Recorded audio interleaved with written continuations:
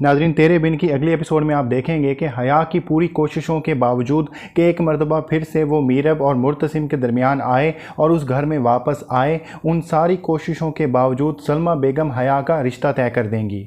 हया इस रिश्ते पर बिल्कुल भी राज़ी नहीं होगी और घर वालों की मर्ज़ी के ख़िलाफ़ जाकर इस रिश्ते के लिए ना बोलने की हिम्मत हया में पैदा नहीं होगी। और हया पर एक सितम यहाँ पर यह भी होगा कि हया की होने वाली सास हया को मिठाई खिलाने से पहले मुर्तसिम से ही इजाज़त मांगेगी और मुर्तसिम ये रिश्ता पक्का होने के बाद ये इजाज़त दे देगा। हया का यहाँ पर रिश्ता तो तय हो चुका है, लेकिन इसके बावजूद भी वो अपनी कोशिशें जारी रखेगी कि मीरब और मुर्तसिम की किसी तरह से अलहदगी करवाई जा सके।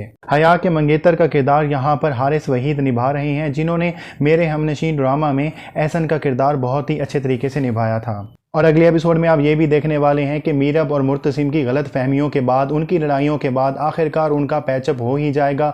मुर्तसिम भी रुहेल की बातों को भुलाकर आगे बढ़ जाएगा और मीरब इस बात को भुला देगी कि मुर्तसिम ने उसके किरदार पर शक किया। मुर्तसिम की बजाय कोई भी और शख्स होता जो मीरब और रुहेल को इस तरह से फ्लैट में अकेले देखता तो उसने शक ही करना था। मीरब और मुर्तसिम के ताल्लुकात अब यहाँ तक अच्छे हो जाएंगे कि मुर्तसिम मीरब से मोहब्बत की मंजिल तय करने के बाद अब इश्क की मंजिल पर पहुँच जाएगा। वो मीरब से ये भी पूछेगा कि अगर कोई तुमसे इश्क करने लग जाए तो तुम क्या कहोगी, लेकिन मीरब इस पर यह जवाब देगी कि आज के दौर में कोई किसी से इश्क नहीं करता। लेकिन बेचारी यहाँ पर मीरब को क्या पता कि मुर्तसिम मीरब के लिए मोहब्बत, जुनून, इश्क की सारी हदें पार कर चुका है। जितना मुर्तसिम मीरब को चाहता है कोई इंसान इससे ज़्यादा की ख्वाहिश कर ही नहीं सकता। और आगे आप ये भी देखेंगे कि अगरचे हया ने काला जादू मीरब पर बहुत अरसे पहले किया था, लेकिन उसके असरात कुछ न कुछ बाकी होंगे। मीरब को घर में कुछ साए नजर आएंगे और मीरब इस मर्तबा डरने की बजाय इस बात का तहैया करेगी कि वो इस बात की तह तक पहुंचेगी कि आखिर कौन है जो उसे डराने की कोशिश कर रहा है।